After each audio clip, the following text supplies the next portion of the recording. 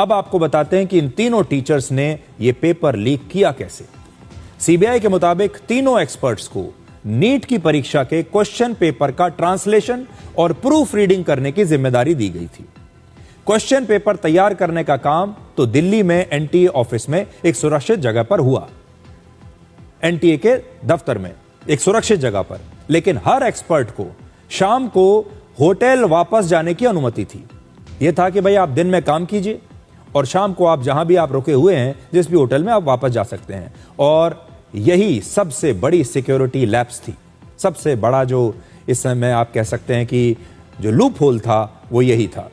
Chemistry के expert Prahlad Kulkarni ने आसान सवालों को याद कर लिया और शाम को जब वो होटल पहुंचे तो वहां पर कागज पर जो भी उन्होंने सवाल याद किए थे उन्हें दोबारा लिख लिया।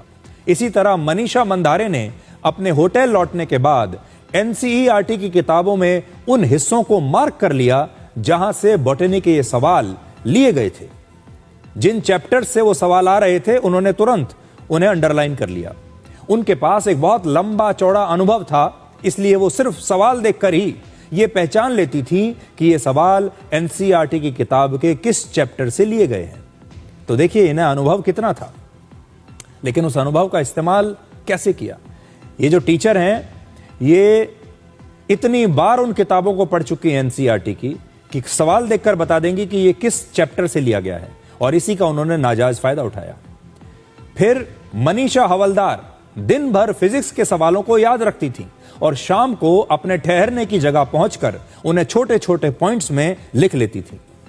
इन एक्सपर्ट्स ने याददाश्त और अपने बनाए गए नोट्स के आधार पर पूरे क्वेश्चन पेपर को दोबारा से तैयार कर लिया। इसके अलावा एनटीए के ऑफिस में सब्जेक्ट एक्सपर्ट्स को रफ वर्क करने के लिए सादे कागज दिए जाते हैं। प्रहलाद कुलकर्णी ने इन्हीं कागजों पर केमिस्ट्री के सभी 135 सवाल और उनके जवाब लिख लिए और उन्हें छिपाकर वो एनटीए के ऑफिस से बाहर ले गए। सोचिए कितनी बड़ी बात है कि आपने जिस एक्सपर्ट को क्वेश्चन पेपर सेट करने के लिए, क्वेश्चन पेपर को देखने के लिए, सुपरवाइज करने के लिए रखा हुआ है, वो व्यक्ति कागज पर सारे नोट्स बनाकर अपने शरीर में छुपाकर, अपनी पैंट की जेब में छुपाकर, अपने कपड़ों में छुपाकर उस एनटीए के ऑफिस से बाहर आ गया।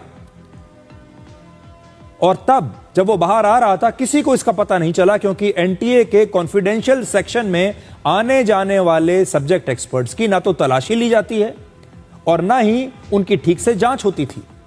तो आप सोचिए, आप इतना कॉन्फिडेंशियल काम कर रहे हैं लेकिन उस दफ्तर में आपकी जांच नहीं हो रही।